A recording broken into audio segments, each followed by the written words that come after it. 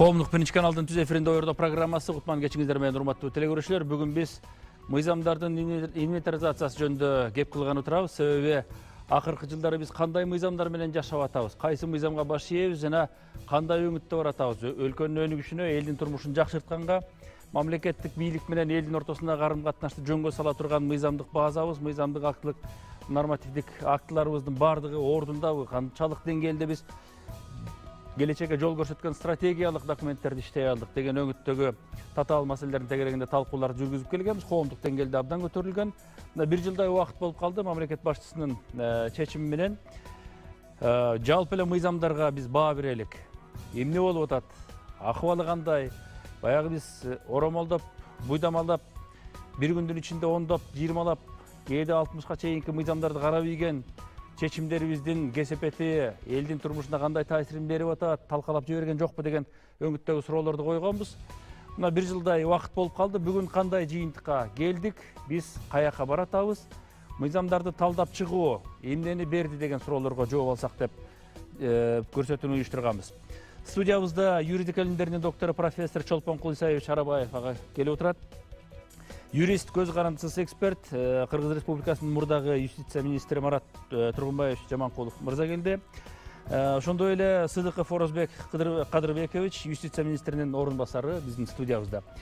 Жогорку кеңештин депутаты Медер Кубанычевич Алиев мырза дагы катышууга макулдугун берди эле, бирок акыркы убакыттарда эфир башталар убагында жумуштары иш графиги тыгыз болуп аткандыгына байланыштуу болушунча жетишип барып калсам катышып берет элем деген жагдайды билдирди. Эгерде кечигип келип калса дагы биз ал кишинин оюн укканга даярбыз. Азыр биз ушул маселени негизинен алып караганда, мынакей акыркы күндөрү юстиция министрлигинин атынан негизинен баягы жалпы жыйынтык иретинде акыбал кантип атат дегенге таянган маалыматтык билдирүүлөр чыккан. Анын негизинде азыр 138 мыйзамды күчүн жоготту деп таанууга сунуштоо бар экендигин белгилеген. Анын ичинде өтө маанилүүлөрүн дагы белгилеген адистер бар. Айрымдары эми балким турмуш жагдайга байланыштуу жөн гана жүргөн мыйзамдар бар деп дагы белгилешүүдө. Кандай экендигин азыр сиз өзүңүздүн оозуңуздан угалык. Бул 138 мыйзамдын ичинде эмнелер бар, эмне үчүн ушул санга келип токтодуңуздар? Жакшы, саламатсыздарбы, урматтуу телекөрүүчүлөр. Жалпы эле бүткүл мыйзамдык базаны оптималдаштыруу жана өркүндөтүү колдонулуп жаткан баалуулуктарды жана принциптерди кайра карап чыгуу боюнча жарандардын юридикалык жактардын укуктарын коргоодогу жаңы ориентирлерди карап чыгуу боюнча деги эле ушул жалпы масштабдуу иш жүргүзүү боюнча Кыргыз Республикасынын президентинин 2021 жылдын 8 февралындагы Кыргыз Республикасынын мыйзамдарын инвентаризациялоо жөнүндө жарлыгы чыгып, ал боюнча жумуш жүргүзүлгөн. Негизинен ведомство аралык жумушчу топко ушул кароо үчүн 356 мыйзамды карап алышкан. Ошол 2021 жылдын ичинде жумуштар жүрүп, акыркы 5 ноябрдагы 2021 жылдагы чечим боюнча 356 мыйзамдын ичинен 330 мыйзам баа берүүнүн жыйынтыгы боюнча каралып чыгып, алар арасынан 235 мыйзам өзгөртүү киргизүүнү талап кылууга жатат деген жыйынтык чыккан. Ал эми жаңы мыйзамдар кабыл алынгандан кийин жокко чыгарууга жатат деп 60 мыйзам каралган. Күчүн жоготту деп табууга сунушталуу боюнча бүтүндөй 15 мыйзам каралган. Ал эми азыркы редакцияда өзгөртүүсүз калсын деп 20 мыйзам чечим чыккан. Ал эми 138 мыйзамга токтолсок, булар дагы бул өзгөртүү, бул мыйзамдар 3 топко бөлүнөт. Биринчи топтогу мыйзамдар бул азыркы колдонуудагы мыйзамдарга өзгөртүү толуктоолор убагында мезгилинде киргизилген. Бул 97 жылдагы кылмыш жаза кодекстерине, кылмыш процессуалдык кодекстерге, андан кийинки 2017 жылдагы редакцияларга киргизилген. Бирок 2021 жылы 1 декабрдан кодекстер жаңы редакцияда кабыл алынгандыктан булар күчүн жоготууга кеткен да, булар өз мезгилинде кандайдыр бир техникалык себептерден, бир же адамдык факторлор менен ушул өзгөртүү толуктоо киргизилген негизги мыйзамга. Бирок ошо киргизилген мыйзам менен киргизилген толуктоолор калып калгандары. Ал эми экинчи топко бөлүп карасак, булар убагында ошол киргизүүлөр бир багыт боюнча аныкталгандагы кийин негизинен бир ошол багытты жөнгө салган предметтик мыйзамдар кабыл алынып иштегенден кийин алар дагы ошол бойдон күчүн жоготпой калып кеткен. Бул мисалы ошол буга чейин дагы жалпы маалында каражатында жана жогорку кеңеште айтылган Нооруз майрамы боюнча адан кийин бул ушул топтолго бөлүп көрсөк, мисалы адан кийин Данакер орден уюштуруу жөнүндө мыйзамдар, Нооруз майрамы буга эфирдин жүрүшүндө дагы токтолобуз го. Ушул өзүнчө бир каралып туруп, кийин бүтүндөй бир мыйзамдарга кирип калып, бүгүнкү күндө иштерин жүргүзүп аткандыктан, аларды мындай кайталанган учурлар, жагдайлар пайда болгондуктан, аларды ошондой мыйзамдар да бар. Үчүнчү тобу болсо, бул бир кайсы бир мезгилдүүлүккө, убактылыгына жараша кабыл алынган мыйзамдар. Бул мисалы 98-жылдагы мамлекеттик социалдык камсыздандыруу боюнча 99-жылдарга карата бир ошол мезгилдүүлүгүнө жараша, ошол мезгилде өзүнүн мыйзамдык функциясын аткарып, бүгүнкү күндө актуалдуулугун жоготкон мыйзамдар да. Ошонун баардыгы бүгүнкү күндө толугу менен баягы кынтыксыз каралып чыкты деп ишеним бере алат да министрлик. Албетте, бунун ар бири каралып чыккан. Мисалы, сөзүбүздүн башынан баштап кеткенде эле ушул Нооруз майрамы дегенден улап кетели. Нооруз элдик майрам күнүн белгилөө жөнүндө 91-жылдын 5-февралында Республикасы мыйзам кабыл алынган. Ал бир беренеден турат. Нооруз майрамы ушу 21 март элдик майрам катары белгиленсин деп. Ошонун экинчи беренесинде ушул беренедеги көрсөтүлгөн, мыйзамда көрсөтүлгөн ченем ошол эмгек кодексине киргизүүгө жатсын деп көрсөтүлгөн. Адан кийин эмгек кодекси бүгүнкү күндө жаңы редакцияда кабыл алынып, 113 беренеде Нооруз 21 март Нооруз элдик майрам катары жумушчу күн эмес деп бүгүнкү күндө өзүнүн мындайча айтканда мыйзамдык тыкыр талданды деп айтсак. Тыкыр талданды. Бул мисалдар дагы айтып берсек уланылат эфирдин жүрүшүндөчү. Бул эми азыр 2022-жылдын апрель айына чейинки мөөнөт деп баягы шарттуу түрдө көрсөтүлгөн. Ошондо бир белгилүү бир деңгээлдер жыйынтык чыгарып алалы депчи. Жалпысынан сиз эмнени күтүп турасыз азыр бул жумуштун акырында? Албетте, бул мыйзамдарды дегеле мыйзам актыларын инвентаризациялоо абдан туура. Бул мыйзамдар мындай жөнөкөй тил менен айтканда Кытай сепил эмес да. Куруп коюп эле ошону карап тура бергидейчи. Бул талапка коомчулуктун, жарандардын, анан мамлекеттин, коомдун өсүшүнө жараша тийиштүү мыйзамдар кабыл алынып туруш керек. Анан азыр айтып атпайбы Орозбек мырзачы, жана Нооруз майрамын киргизип, анан трудовой кодекске дегенден кийинчи. Эми бизде чала сабат да. Эгерде ошондой болуп киргизгенден кийин ал берки мурунку кабыл алынган мыйзамды утуратага берип коюш керек, жоготуп коюш керек да. Бизде айрыкча мынау 5-6 созуптун ага чейинки депутаттарда ушул маселе каралбай калды да. Мыйзамды иштеп чыккандан кийин, мыйзамдын долбоорун даярдаганчы, башкача айтканда депутаттар отчет бериш үчүн, өзлөрүн мындай бир элдин астында көтөрүп чыгыш үчүн баланча мыйзам долбоорун жаздым деп мактанат да. Бирок ошол мыйзам долбоорун жазгандан кийин баланча мыйзамга кош өзгөртүү киргизиш керек. Керекке салыш керек. Каржы жагын эсептеп чыгыш керек. Баланчасын жокко чыгарыш керек деген маселеде бизде акыркы учурда ноль да иш. Бул жагынан иш жүрбөйт. Ошон үчүн жанагы сапатсыз мыйзамдардын, күчүн жоготкон мыйзамдардын, башкача айтканда, бир сөз менен айтканда, мыйзамдардын саны көп да, бирок сапаты жок болуп кетти. Мына ушундан да.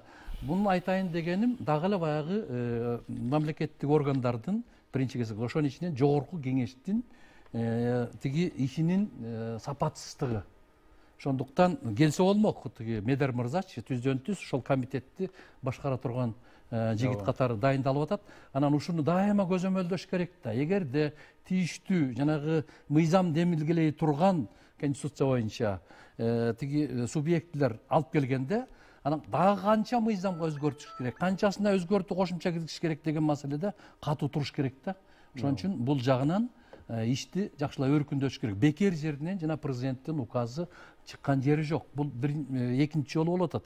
1996-98 жылдарда дагы биз ошентип баштаганбыз инвентаризацияны. Анда биз жанагы тиги Советтер Союзунан бери келаткан, Улуу Октябрь революциясынан бери келаткан өкмөттүн токтомдорун, ар кандай башка чечимдердин бардыгын жокко чыгарып 40 канчанчы жылга чейин келип токтоп калганбыз да.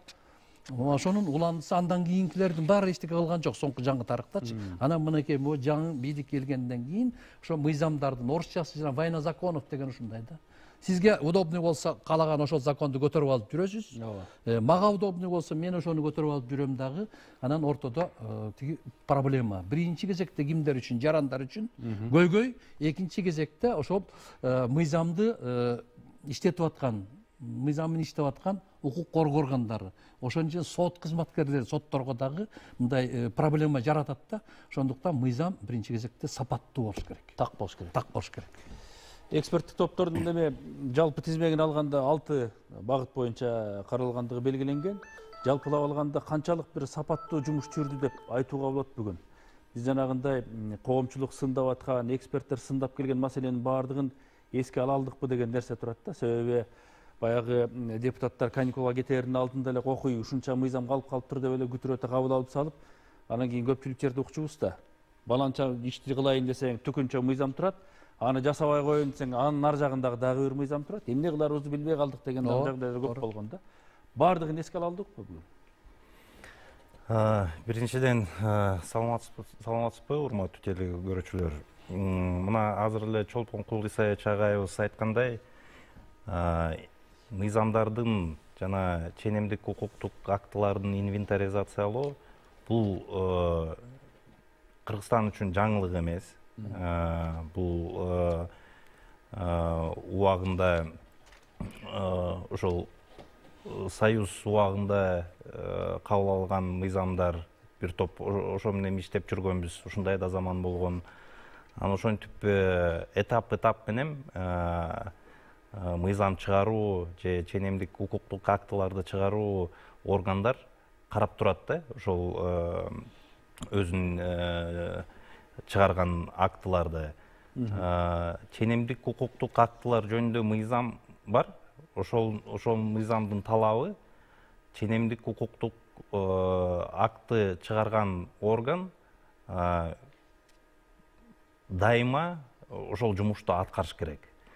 Бирок бул инвентаризациянын акыркы инвентаризациянын өзгөчөлүгү бул маселе мамлекеттик башчынын деңгээлине көтөрүлүлүк болчу да. Мурун өкмөттүн деңгээлинде, министрликтердин деңгээлинде, жогорку кеңеш мыйзам долбоорлорду карап атканда бул маселелерди көтөрүп жүрчү. Ошон үчүн бул биринчиси масштабтуу деп өзгөчөлүгү деп койсок болот.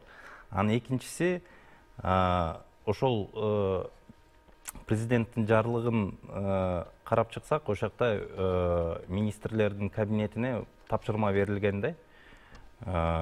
Бир методика иштеп чыккыла, критерийлерди иштеп чыккыла. Ошол ар бир мыйзамды ошол критерийлерге салыштырып, карап, анан өзүнүн бааларды коюп, ушундай эксперттерге ушундай тапшырма келген да. Анан ошон юстиция министрлиги тарабынан ушундай методика, критерийлер иштеп чыккан. Анан ошо көз карандысыз эксперттер эмнеге бул жумушту мамлекеттик кызматкерлерге берилген жок да. Аякта жанакы ведомстволук кызыкчылык бар. Жана башка бияк тарап жакшы эле деп. Мисалы, бир мисал келтирип коеюн. Саны көп, сапаты жок деп ага айтып атпайбы? Туптуура эле айтты. Анткени мына ошо билим берүү тармагын алсак, аякта билим берүү жөнүндө мыйзам бар, мугалимдердин статусу жөнүндө өзүнчө мыйзам бар, кесиптик билим жөнүндө мыйзам бар. Жалпысан 6-7 мыйзам бар да. Эми азыр билим берүү министрлиги бул мыйзамдарды бир мыйзамга ошо бириктирип атат. Ошол эле саламаттык сактоо тармагын алсак, 20дан ашык мыйзамдар бар да. Ар бир мыйзам бири-бирине карама-каршы келет. Же эмелери, беренелери дублирование да бар да. Ошолорду жөнөкөй жарандарга мындай оңой, ыңгайлуу болуш үчүн мындай бир максат, ошо инвентаризациянын бир максаты эсептесек болот да. Өзөгү болуш керек да. Өзөгү болуш керек. Мына Орос мырза азыр айтып кетпедиби? Мына Кыргызстанда эгер статистиканы алсак, 4,5 минден ашык мыйзам бар экен. 4,5 минден ашык. Бирок мындай анализдеп көрсөк, көбүнчөсү бул бир мыйзамга өзгөртүүлөр. Мына ошол эле кылмыш жаза кодексте айтып атабыз. Ошол кодекске 100дөн ашык өзгөртүүлөр болчу да. Анан ушундай мисалдар көп. Көрсө, мындай биз колдонгон мыйзамдар 400дөн ашык эле мыйзам экен да. Андага карап көрсө, мына ошо анализге 350дөй ашык мыйзамдар келди да. Ошон үчүн санын мындай кыскартып, сапатын жогорулатып деген да бир максаты. Анан да бир эмени айтып кетейин.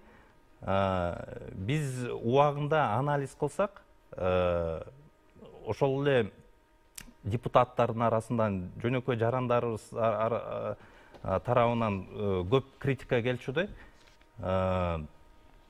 Мыйзамдар көп, бирок жашоо оңолбой атат депчи. Көрсө, ошо мыйзамдарда мисалы ар кандай механизмдер бар да, ошо мыйзамды аткаруу үчүн. 25-30%дай ошол мыйзамдарда мисалы бир тартип өкмөт тарабынан иштеп чыксын деген бир беренелер бар да. Ошолорду карасак, 25-30% иштелбей жүрүптүр да. Анан каралганда эмес. Анан ошон үчүн мыйзамдар да иштебей жүрчү да. Анан ошо масштабтуу инвентаризацияда ар бир эксперт ошондой суроолорду койчу да мамлекеттик органдарга. Эми бул оценка бүттү. Ошонун негизинде азыр мыйзамдардын долбоорлору иштеп чыгып атышат да. Оңдогон иш жүзүнө аша баштады. Азыр ошолдой этап. Бул мыйзамдын сапаты дегенге көп басым жасайбыз да. Анан сапатына келгенде эле баягы парламентте талкуулаганда биз көрүп атабыз да. Бир үтүр үчүн, бир сөз үчүн деле ар жылышып, бери жылышып, кайсы бир деңгээлде соода жүргөн, кайсы бир учурда жеке кызыкчылыктын дагы бир жанагы оюндары жүргөндүгүн, кагылыштардын. Анан кээде баягы корпоративдик кызыкчылыктардын дагы оюну кирип атты да мыйзамгачы. Ошонун баардыгын бүгүн биз мындай баалай алдыкпы ушул инвентаризациянын алкагында. Кандай мыйзамдар менен жашап атабыз деген суроого жооп бере тургандай бир. Эми мындай да, ошол жогорку кеңештин деңгээлине жараша кабыл алынган мыйзамдар менен жашап атабыз да. Анан аны жогорку кеңештин деңгээлин кыргыздын эли, кыргызстандыктар жакшы билет да. Кандай аттар коюлду, кандай депутаттар болду, канчалык деңгээлде ошолордун кандай десем билимдүү жагын эл билет. Анан бул биринчиси, анан экинчиси Марат мырза абдан баса белгилеп туура айтып атат. Бул мыйзам иштеп чыгыш оңой эмес. Ага атайын билими бар. Өнүккөн өлкөлөрдө ары барбай эле коелу, мынакей Россияны эле алалы. Кечээ составында биз 70 жыл бирге жашаганбыз. Целый институттар бар. Научно-исследовательский деген. Мен ошону какшап канча жолу сунуштап келем, мына министерство юстиция жаңы ачылды бүгүн. Ошондой институтта. Анан ошол жерде жагабы, жакпай, бирок айла жок. Мен мезгилинде 5-чи созупка дагы жогорку кеңешке атайын барып, төрагасына кирип айткам, мындай бир ушундай бир жок дегенде бир центр ачкылачы бир 20 киши менен. Ал жерде юристтер эле болбош керек. Ал жерде мыкты экономисттер болуш керек, мыкты аграрниктер болуш керек, мыкты социалдык проблеманы билген тиги лимпостор болуш керек, анан ошолор жазыш керек депчи. Мына биз ушуга жетише албай келгенбиз да. Себеби жанагы депутаттардын жогорку кеңеш табияты өзү ушундай. Биз даяр депутатты эч качан алып келе алган эмеспиз. Биз эле эмес, өнүккөн мамлекеттерде эле ушундай. Аларда атайын иштеп чыга турган жанагындай институттар, структуралар болот да. Анан ошолор дайындайт, беркелер болсо айтат, бизге момундай мыйзам керек. Могул проблеманы идеясы, демилгеси тигилерде болот. А иштеп чыга турган баягы товар сыяктуу да. Ошону сапаттуу иштеп чыга турган атайын специалисттер болот. Ошондой билимди алган, жанагындай айтып атпайбы, расчётун чыгарып кабыл алынган мыйзам бүгүнкү күндө Кыргыз мамлекети үчүн канча миллион сом расход кылат. Эгер кабыл алынса, бул мыйзамдан канча тиги кирешет түшөт деп налоговый кодекс. Эмне пайдасы бар, эмне зыяны бар деп. Анан ошол мезгилде ошону менен кошо жүргөн башка жанагындай тармактык мыйзамдар болот. Аларды кошо өркүндөтө турган болсо кошуш керек, ала турган болсо алыш керек да, ошентип отурган сапаттуу мыйзамдар пайда болуп да. Азыр Марат мырза абдан туура айтты. Биз бүгүн эле как раз Улуттук илимдер академиясында илим жөнүндө мыйзамды долбоорун талкууладык да. Мен дагы ошол жерде өзүмдүн ойлорумду айттым. Бир топ жакшы сапаттар бар. Ал мыйзам жазыш бул жөнөкөй оюнчук эмес. Ал ким каалаган отура калып эле мыйзам жазат десе, азыр бизде баары мыйзамчы. Ошону колдонуп эле жасап эле келдик да. Сөзсүз да. Анын атайын юридикалык техникасы бар. Анын тиги норманын түрлөрү бар. Мен бүгүн да айттым, азыр Марат мырзанын логикасын улантып коеюнчу. Жанагындай, маселен, бизде могу саламаттык сактоо жагында, илим, билим жагында мыйзамдар өтө эле көп. Анан ошол мыйзам кабыл алгандан кийин анын аткарыштуу механизмдери деп атпайбы, жана өкмөт тарабынан ондогон токтомдор кабыл алыныш керек. Түшүнүп атасызбы? Андайын анан министрликтин деңгээлинде тийиштүү приказдар кабыл алыныш керек. Жоболор бекиш керек да. Мына ошонун бардыгы убагында аткарылбай калды да. Ал мыйзам иштеш үчүн ошонун баарын аткарыш керек да. Анан улам өкмөт алмаша берет, кийинки келгенине ал жакпайт, ал кайра сунуш киргизет, ошентип отуруп анан жанагындай башаламандык пайда болуп атпайбы. Ошондуктан мыйзамдын кандай десем, бир орусчасы тиги юридикалык тилде универсальный правопреемство деп коет. Илимий тилдечи. Мына биз ушуну сакташыбыз керек да. Жок, мурунку жакпайт да. Сөз кайра келген киши өзүнө мыйзам жазыш керек. Себеби өзүнүн баягы статусун, өзүнүн тиги популярдыгын көтөрүш керек. Баланча мыйзам жазып салдык деп. Анан сиз да туура айттыңыз. Эгерде бир үтүр коюлса, же точка коюлса, же или деген сөздөр коюлса, мыйзам башка маани берет. Ал мыйзам жөн эле диктант эмес. Жазып коюп эле, жат жазуу эмес, жазып эле анан ошону шадыр эле окуп кеткен тиги. Бирок адабияттык тилде жазыш керек. Жанагы тилдин тийиштүү стандарттардын бардыгын тилге ылайыкталган мыйзамдын негизинде жазыш керек. Адабияттык тилде болуш керек да. Ошону ар бир окуган, ошол мыйзамды колдонгон, пайдаланган адамдардын баары түшүнгүдөй болуш керек да. Ошон үчүн мыйзам жазуу деңгээлин мына инвентаризациядан кийинки келе турган айрыкча минуйсуз бир дагы өкмөттүн токтому, минуйсуз бир дагы закондун долбоору жогорку кеңеште каралбаш керек да. Себеби ошол жерде атайын специалисттер отурат. Жагабы, жакпайбы, сөзсүз түрдө аларды баягы зордук менен ылдам бүтүргүлө, тез бүтүргүлө дебей, эгерде биз Кыргыз мамлекети үчүн тийиштүү мыйзамдар, сапаттуу мыйзамдар керек десек, ошолордун жанагы корутундусун алыш керек. Заключение, эксперттик заключениесин алып, андан ары түртүш керек да. Орузбек Кадырбекович, жанагы эле суроо. Жалпысынан алганда мыйзамдардын акыбалы кандай экен деген суроого жооп алдыкпы деген маселеде. Буга чейин эмне мыйзамдар кабыл алынган, эмне максатта кабыл алынган, алар кандай таасир берген элдин турмушунда, мамлекеттик башкарууга, ишти жөндөп кетүүгө кандай таасир берген, ошол деген сыяктуу суроолорго да жооп алындыбы же жөн гана баягы стандарттык өңүттө бул бүгүн жарайт, бул бүгүн жарабайт деген гана негиз болду? Албетте масштабдуу иш жүрүп бул 90-жылдан 2020 жылга чейин камтып бул дээрлик 30 жылды камтыды да. Анан 6 багыттан сырткары 15 топчолор түзүлгөн. Марат Турмач айткандай, көз карандысыз эксперттер, бир мамлекеттик органдарга тиешеси жок жарандар, ошо билим барлар өзүнүн ошол тармактары боюнчачы. Алар өздөрү баалоолорду жүргүзүштү. Бул конституцияга ылайык келеби? Деги эле ошол акт жаралгандан бери максатына жеттиби? Коомдогу бир мамилени жөнгө салууда ордуну таптыбы? Ошол башка мыйзамдарга карама каршы келбейби? Ошолорду кайталабайбы деп. Ошол 356 мыйзамдан 300-ü баалоодон өттү. Бул демек ошол 70-80% мыйзам бул каралып чыкты да бүгүнкү күндөчү. Азыр буларды өзгөртүү толуктоо дээрлик күчүн жоготкондордун күчүн жоготууга берип атабыз. Андан сырткары дагы мындан нары дагы ушул тажрыйбаны бирдиктүү азыркы мыйзамдарды аналитика жүргүзүүдө ченемдик укуктук актыларды кабыл алууда бир тартип болуш үчүн биз ошол Юстиция министрлигинин алдында ченем жаратуу жана укук үстөмдүүлүгү деген борбор түзүлдү. Бул бүт мамлекеттик органдар менен ченем жаратуу укугуна ээ ыйгармыктуу органдар менен ушул координация жүргүзүп, юридикалык кызматтар менен. Мындан мурдагыдай баягы адамдык фактор дейбизби, техникалык фактор дейбизби, жаңы мыйзамды кабыл алып, эскиси калып кетип, аны да бирөө колдонуп, дээрлик бир жолу колдонулбаган мыйзамдар дагы келип чыккан да. Дээрлик ошол 30 жылдын ичиндечи. Мен азыр уруксат берсеңиз, дегиле мыйзам деген өзү ченемдик укуктук актынын бир түрү эле. Бирок ченемдик укуктук акты деп айтабыз да, жалпысынан бул кодекстер, жогорку кеңештин токтомдору, өкмөттүн токтомдору, президенттин указдары. Мен жалпы биздин ченемдик укуктук актылар жөнүндө мыйзам боюнча ченемдик укуктук актылар Юстиция министрлигиндеги реестрге кириш керек. 2009 жылкы мыйзамга ылайык. Ошол жака киргенден кийин күчүнө ээ болот. Бүгүнкү күндө биздин реестрде 148.140 ченемдик укуктук акт бар. Бул дээрлик 150.000дей болуп атат да. Ошонун ичинен 4869 мыйзам.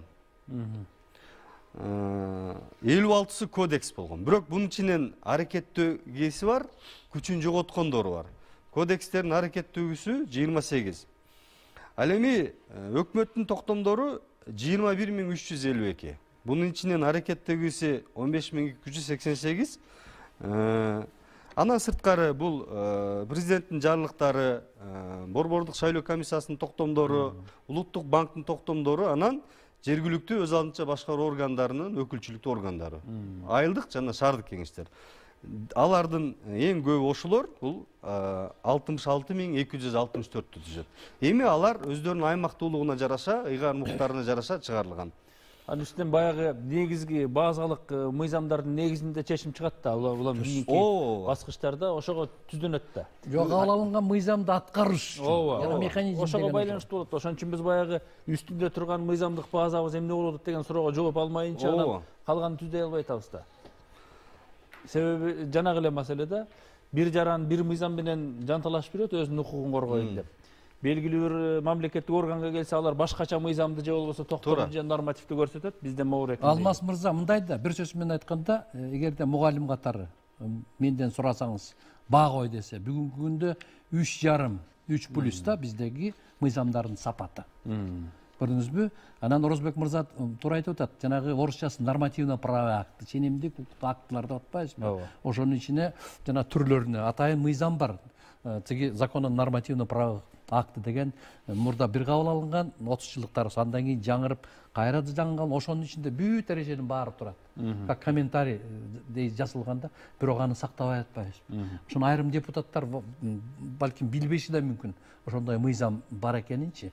Ошондуктан биринчи кезекте ошону окуш керек да. Ошонун талабына ылайык анан жасаш керек. Эң оңой жолу көчүрмө мыйзамдардын кабыл алынышы көп болуп кетпеди. Мына ошону да айтайын. Көчүрмө мыйзамдар деп атпайсызбы? Мындай да, албетте окуш керек.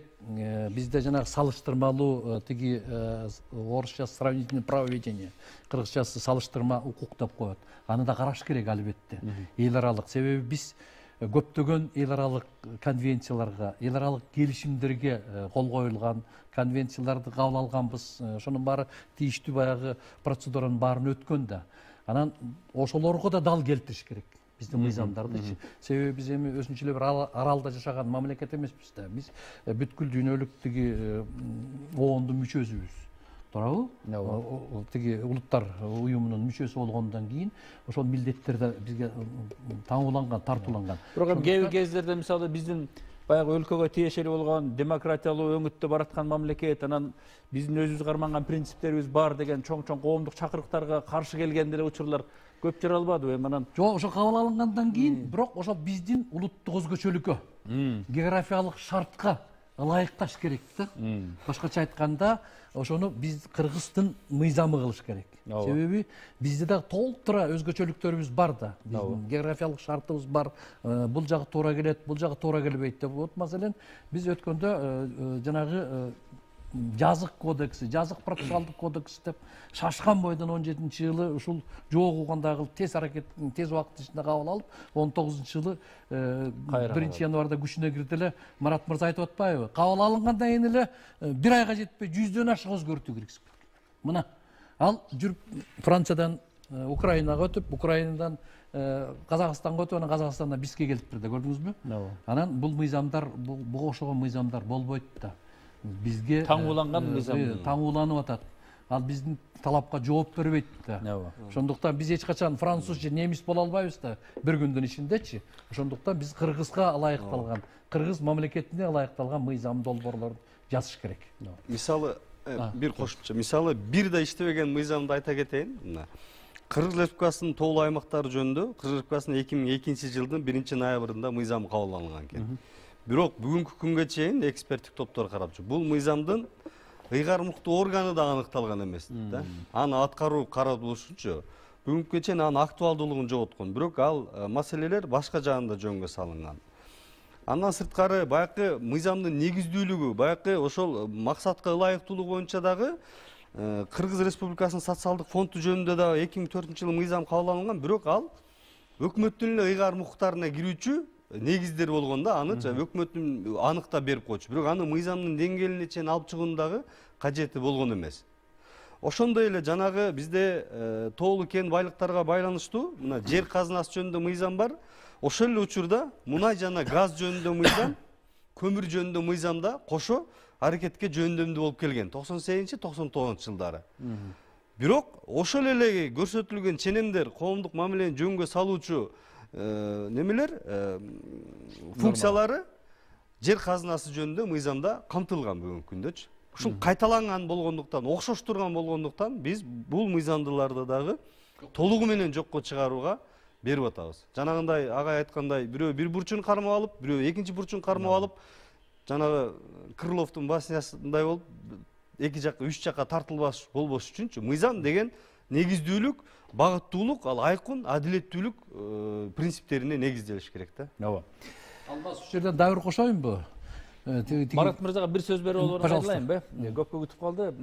Себеби мындай дагы болуп атат да, баягы мыйзамдарды кабыл алууда бир өзөгү болуп, анан кийин анын бир турмуш жагдайына жараша өзгөрүүсү болсо, бул туура болот эле да. Кээде мындай болуп калып атат да. Бүгүнкү мыйзам бир мыйзам кабыл алынат, эртең ал Чолпон Кулак айткандай кийинки өкмөттүн ылайыгына карап дагы өзгөртүлөт. Анан кече мындай жол менен бараттык эле, бүгүн бул жол менен бар деп атат.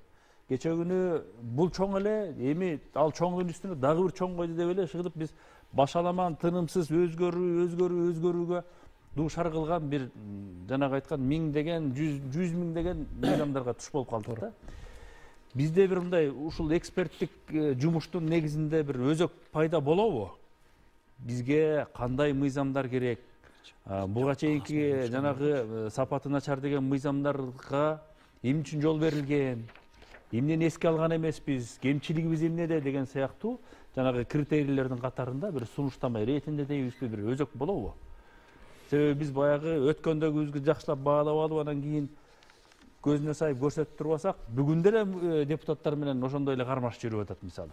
Эмне үчүн могу сөздү жазып койбойсуңар? Эмне үчүн мынтип эле койбойсуңар деген сыяктуучу. Көпчүлүк учурда кечиресиз, мен сөзүмдү токтоп кетейин, өкмөттүк структуралар айтат да. Бир демилге менен кирип, парламенттен чыккандан кийин таптакыр башка мыйзам болуп калат депчи. Туура. Эми туура суроо коюп атасыз. Анткени эми биз көз карандысыз эксперттер өзүбүздүн баалообузду өткөрүп, бирок биздин сунуштарыбыз ошо сунуш да, ошо мамлекеттерге сунуш болуп атат. Ошол сунуштарга мамлекеттик органдар ошол сунуштарды угабы, укпайбы дегенде маселе бар буякта. Анткени мындай карасак, мыйзамдарды жарандар үчүн эмес, мамлекеттик органдар, чиновниктер үчүн жазылып атат деген да маселе бар да. Ошон үчүн мен ойлойм, бүгүн Медер мырза келбей калды, бирок бул телекөрсөтүүнү да көрөт болуш керек. Ошол мыйзамдардын долбоорлору карап атканда комитет, жогорку кеңештин тарабынан ошо эксперттер кандай рекомендацияларды берди, эмне сунуштарды берди, кайсынысы кабыл алынды, кайсынысы четке кагышты. Анткени чын айтканда көп сунуштарды мамлекеттик органдар мындай четке кагып атышат да. Жанагы мурунку ирет менен ыңгайлуу жол менен ошентип эле иштей беребиз деген да маселе. Колубузду байлап агыла деп атат. Колубузду байлап агыла деген да маселе бар. Бирок мен бир нерсени айтып кетейин. Мына бул маселе пандемия убагында өтө курч суроо болду да. Көп нерселерди көп мындай өкмөттүн тарабынан же жогорку кеңештин тарабынан же ошо башка мамлекеттик органдар мындай өзгөчө кырдаалдарда иштери ошо мыйзамдарда көп жазылбаптыр да. Анан мыйзам деген туура Орозбек мырза туура айтты. Бул ченемдик укуктук акт, бирок эң маанилүү коомдук мамилелерди карап чыгыш керек да. Бизде дагы бир мындай тенденция болуп кетти да. Жаңы мамлекеттик орган пайда болду. Ошол орган үчүн атайын мыйзам жазыш керек да. Жанакы каржы полиция же баңгизаттар менен күрөшүү орган деп бир пайда болуп, бир кайра ликвидация болуп, ошол органдарды эмесин тарыхын карасак, пайда болгондо мыйзам чыгат. Ликвидация болду, кайра мыйзам күчүн жоготот. Кайра пайда болду, кайра мыйзамды кабыл алышат. Ошон үчүн биякта туура маселе болуш керек. Мыйзамдар бул мамлекеттик органдар үчүн эмес, жарандар үчүн, алардын жашоосун жакшыртуу үчүн ушундай процесс болуш керек да, мыйзам. Өлкөнүн өнүгүү тенденциясын камсыздай турган, жарандарга ыңгайлуу шарт түзө турган, анан бийлик органдары менен жарандардын мамилесин өтө так чечмелеп бере турган документ болсо туура болот деп эсептейбиз да. Болбосо укуктук жактан жөнгө сала турган. Ооба. Кээ бир учурларда деле болбоду. Мисалы, курулушчулардын мафиясы келет дагы кайсы бир паркты же болбосо бир жерди ээлеп калыш үчүн бир айлык мыйзамды кабыл алат да, бир айдын ичинде каалаганын жасап алат, андан кийин иши да жок ал мыйзам менен. Андан кийин ал мыйзамды өзгөртөт, андан кийин эмне болсо ошол деп басып кетет да. Ушул мыйзам чыгаруу оюнга айланып калды да бизде кайсы бир деңгээлде. Мына ушул өңүтүнөн алганда жанагындай сиз айткандай бир өзөгүн кармаган, белгилүү бир тартипке салган, анан бир ыраттуу ишти жүргүзө тургандай бир эмне керек бизге? Жол керекпи? Механизм керек. Мына ошол механизмдин бардыгы жанагы инвентаризация бүткөндөн кийин бизде жанагы ченемдик укуктук актылар боюнча атайын мыйзам бар. Мына ошол мыйзамдын деңгээлинде көтөрүш керек да. Ошого талапты катуу коюш керек. Мыйзамды иштеп чыккандан кийин ал канчалаган экспертизаны өтүш керек, кандай талаптарга жооп бериш керек. Анан жана мен биринчи айтпадымбы? Канчасын жокко чыгарыш керек, канчасын өзгөртүш керек деп кошо теги ревизиялап чыгыш керек. Ооба. Анан ошондо мыйзамдардын сапаты болот. Анан ошондон айтабыз, жогорку кеңештин депутаттары мына созупта бир жылдын ичинде баланча мыйзам киргизиптир деп. Бизде сапатка карабай эле санга карап атпайбызбы? Мына ошондой деңгээл болгондо, башкача айтканда, бул мыйзам жөнөкөй тил менен айтканда биздин жарандар үчүн бул эреже. Жана жол жүрүүнүн эрежеси сыяктуу эле. Бүгүн мынакей анча-мынча бир жарым саат, 2 саат свет эле көрдүңүздөрбү? Жол жүрүүдө биз канча кыйынчылыктарды көрдүк. Эгер мыйзам болбосо, мыйзам жакшы иштебесе, мамлекетте дагы ушундай башаламандык болот. Коомдо ушундай болот. Ошондуктан биз ошол эреже менен жашашыбыз керек. А эреженин бардыгы ошол мыйзамда аныкталыш керек. Мыйзам бул мамлекеттик орган, коом, адам жарата турган акты да. Деги эле мыйзам жакшы иштеп, анын жемишин бериш үчүн укуктук маданияттуулук калыптаныш керек дейм. Жогорку деңгээлдеги мамлекеттик кызматкерби же ал ортобу же кенжеби, бул адам өзүнүн жеке кызыкчылыктарын коомдун кызыкчылыгынан же мамлекеттин кызылчысынан жогору койбош керек да. Өзүңүз айткандай, курулушчулар мафиясы бир өзүнө ылайык мындай биздин тарыхта деле болгон, балким кандайдыр бир учурларда өздөрүнө ыңгайлуу мыйзамды.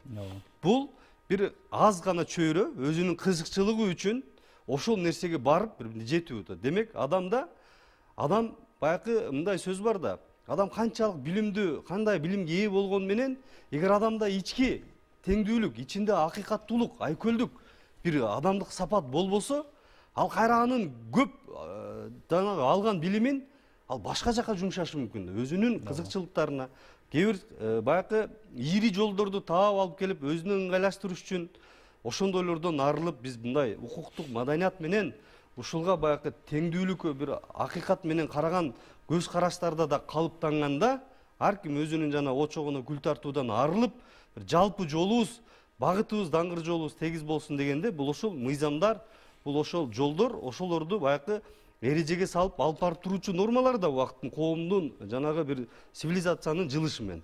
Биз ошондой учурларда биз ийгиликтерге жетип, жанагындай бири-бирин кайталаган, бири-бири менен каршы келген, бир беренеден турган мыйзамдар же бир айга кабылданып, бир айдан кийин күчүн жогото кеткен мыйзамдардан арылышыбыз керек. Демек, мыйзам көп болгон коомдо бул мыйзамдык теңсиздиктин пайда болушу көбүрөөк күмөн жаратат да кайра.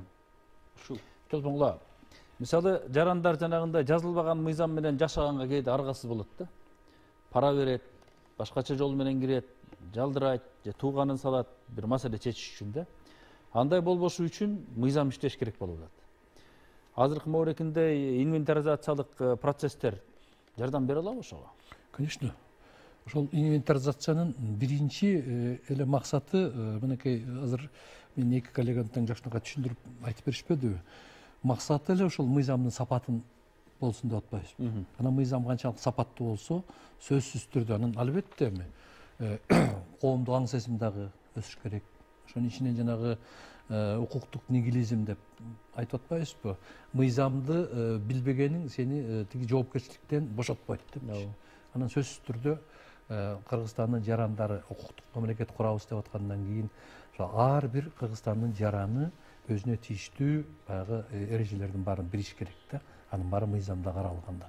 Ошондуктан мүмкүн болушунча ушул мамлекеттик тиги массалык маалымат каражаттары аркылуу, ошонун ичинен радио, телевизор аркылуу да мүмкүн болушунча ушул укуктук маалыматтарды көбүрөөк бериш керек да.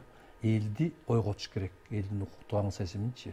Мына анан ошондо баарыбыз тең ошол мыйзам менен жүрсөк, мыйзамды сактасак, жана түзүп аткан келишимдерди так аткарсак, анан ошондо барып туруп жашообуз алдыга жылат. Орозбек мырза. Марат мырза белгилеп кетпеди, мына мамлекеттик органдар жанагындай биз сунуштаган концепциялык түшүнүктөрдөн кичине мындай сестенип туруп атышат депчи. Муну чечүүнүн жолу болобу же болбосо? Мен бул жерде бул жалпы бул масштабдуу инвентаризация бул биринчиден чоң тажрыйба, чоң сабак и чоң бир методологияны мындай калыптандырды десек болот да. Мындан ары ушул бул жерде эки юстиция мурдагы министр отурат, агайыбыз да биринчи орун басар министр. Ушул юстиция министрлигинин алдында түзүлгөн дагы жанагы ченем жаратуу жана укук үстөмдүүлүгү борбору бул ушул максатта жаралган да. Мындан ары мамлекеттик органдардын юридикалык кызматтарын баягы координациялоо, алар менен опыт алмашуу, тажрыйбаларды алмаштыруу, алар сунуштап аткан мыйзамдарды, жанагы корутундуларды берүүдө анализдеп жүргүзүү, бул инвентаризациядагы чыккан жанагы кемчиликтердин, жанагы бир беренеден турган кайталанган мыйзамдарга жол бербөө үчүн бир ушундай жалпы методологиялык бир мындай багыт пайда болду да. Биз мындан нарыда юстиция министрлиги Жогорку кеңештин деле демилгелери ушуга киреби? Жогорку кеңештин эми мыйзам чыгаруу укугу бул жогорку кеңештин өзүндө да бар да. Биз кабинет министрлер кабинети аркылуу киргизебиз. Өзүбүздүн заключенияларды берип, корутундуларды. Министрлер кабинетинин корутундулары. Парламентарийлердин демилгеси ал өзүнчө. Ооба. Парламентарийлердин демилгеси өзүнчө, бирок ошол учурда дагы парламентарийдин демилгеси чыгып атканда мамлекеттик органдар өзүнүн корутундусун берет. Анан ошол жерде талкуу болуп атканда, бул комитетте болобу, палатада болобу, ошол мыйзам кайсыл тармакты жөнгө салса ошол министрликтин же аткаруу бийлиги тутумунун өкүлү катышат. Юстиция министрлиги дейт, көп учурда юстиция министрлиги орун басарлары министрлер катышат. Ошол жерде биз же ошол аткаруу тутумунун бийлигинин өкүлү ушул мыйзам ченем жаратуу, анын багыттуулугу, анын айкындуулугу, ошол мамилени жөнгө салып иштеп кете ала тургандыгы боюнча биз сунуштарды берип, ушуну катуу талаптарды коюу менен, пикир алмашуу менен биз жетишибиз керектен да. Жанагындай бир күндүк, бир айлык, бир беренеден турган мыйзамдардан мындан нары тажрыйбада аны жоготуу үчүн арылыш керек. Марат мырза, жанагы коомдук талкуу деген этабы мыйзам кабыл алуудагы азыр жөн эле таптакыр эле формалдуудан дагы өтө төмөнкү деңгээлге түшүп кетти да. Жөн эле сайтка илинет, андан кийин пикир алмашуу болуп атабы, коомдук угуу барбы, талкуу барбы, жокпу, эч кимдин иши жок. Кээ бир учурда ушундай ой келет, парламенттин ичиндеги бир 5-6 адамдын ушуларга аябай керек болуп турган бир маселени чече турган эле эптеп эле өткөрүп алалы деп. Кээде ой келет, Ак үйдөгү бир командирлердин берген тапшырмасы окшойт. Жанталашып эле ошону өткөрүп атат деген гана коомдук талкуунун тегерегинде калып атабыз да. Кээде жалпы коомдук пикир каршы болуп атса деле парламенттен өтүп кетип атат. Мисалы сөз эркиндигине байланыштуу, кайсы бир адамдардын укугун чектөөгө байланыштуу нерселерге келгенде талаш баягы коомчулуктун угулбай калган жагдайлар көп да. Эмне болот бул? Жакшы суроо. Бул боюнча ошол масштабтуу инвентаризация процессинде мен белгилеп кетсем болот. Ар бир мыйзамды ошо баалоо өткөндөн кийин ошол тармактагы адистердин баарын чакырып көп мындай тегерек стол өттү да. Коомдук талкуу туура айтып атасыз. Азыр ошо ченемдик укуктук актылар жөнүндө мыйзамдын талабы боюнча коомдук талкуу бул жанакы сайтка илиш да. Бирок жанакы обратная связь дейт го, ошо кайтаруу байланыш барбы же жокпу, мындай эч ким көрбөй атат да. Анан ошол маселени чечиш үчүн юстиция министрлиги тарабынан бир мындай бирдиктүү портал иштелип чыкты да. Ошол коомдук талкуу боюнча бирдиктүү портал. Аякта уже мындай көрүнүп турат да. Ар бир жаран, мисалы мыйзамдын долбоору илинип чыкты, ар бир жаран онлайн түрүндө ушундай комментарийлерди жазып, анан жанакы мамлекеттик органдар ар бир сунушка, ар бир сын пикирге жооп бериш милдеттүү. Жооп берген милдеттүү да. Мурун андай жок болчу. Анан бул мындай ачык, транспаренттүү процесс. Эгерде ошо батыш мамлекеттерди алсак, өнүккөн мамлекеттерде мыйзам чыгаруу процесс туура айтып атат агайыбыз. Бул оңой эмес. Керек болсо ар бир жаранга, эгер бир ошол мыйзам кабыл алынса, ар бир жаранга бул мыйзам каржы жагынан канча турат деген ошол суроого жооп бермейинче бул мыйзам долбоору жылбайт. Ушундай бир корутундуну алып, бул мыйзам долбоору кабыл алынса, ар бир жараныбыз мисалы 10 евро же 10 доллар чыгым тартат же кирешет табат деп же кирешет табат дегендей ар бир жаранга түшүнүктүү болуш керек да. Бизде кээде сиз айткандай жанакы 3 окуудан бат кабыл алынып, анан кайра бир жыл өтпөй эле ошол мыйзамга келип, тиги жагын унутуп калыптырбыз, бул жагын толукташ керек деген маселе жаратып атат да. Бул бир айдын ичинде эле башталган окуялар бар эмеспи? Бир жуманын ичинде дагы жанагы социалдык камсыздоо жөнүндөгү мыйзамды бир жуманын ичинде кайра чакыртып алып ашмалтай чыккан. Анан экинчиси бул мыйзамдарды чыгаруу, анан мыйзамдардын сапаттуу маселеси бул бир. Экинчиси укуктук нигилизм, укуктук маданият деп атпайбызбы? Бул мыйзамдардын аткаруусу. Анткени ошол айтып атпайбызбы? Мыйзамдарда бул жалпы беренелер берилет, а жанакы подзаконный акттарда механизмдер туруш керек да. Ошол механизмдер болбосо, анда мыйзам иштебейт. Ошон үчүн бул экинчи этабы мыйзам долбоорлору кабыл алгандан кийин ошо ченемдик укуктуулардын укуктук актыларды да бир сыйра карап чыгыш керек. Жанакы мыйзамдарды кабыл алып жүрөдүкпү, түкүрбөш керек. Ошол түкүргөн кишини ким карайт, ким штраф салат деген ошо механизмдер жок болуп, ошон үчүн чала ойлонуп эме туура эмес болуп калды. Мындай дагы нерсе болуп атат да, азыр биз баягы коомчулук эл укуктук маданият, укуктук билимге ээ болсун, ансыз мүмкүн эмес деген маселени айтып атабыз да. Бирок көпчүлүк учурда мына мамлекеттик органдар, мисалы өкмөт ошол мыйзамдын демилгечиси катарында ошол мыйзамдын так аткарылышына кызыктар болуш керек го дейм да. Ар бир кызматкер келген жаранга сиз туура эмес кылып атасыз, сиздин укугуңуз момундай болуш керек, сиздин маселеңиз момундай чечилгенде мыйзамдуу болот деген консультациялык кызматты көрсөтүүгө жетише алабызбы деген дагы маселе турат окшойт да мунун аркасындачы. Себеби биз жөн эле бар укугуңду окуп кел, укугуңду үйрөнүп кел деген менен конторго же ведомствого келгенден кийинки процесс такыр тескери жүрүп атса, анда анын мааниси жоголуп кетет да. Ошон үчүн бул жердеги биз айтып аткан инвентаризация, баа берүү, анализ кылуу, кайсы мыйзам канчалык деңгээлде бүгүнкү биздин турмуштук шарт талапка туура келет, канчасы туура келбейт деген сыяктуу суроолордун баардыгына жооп бере алгыдай болуш керек окшойт да. Анын аркасында жанагындай иштерди жөнгө салат окшойбуз да.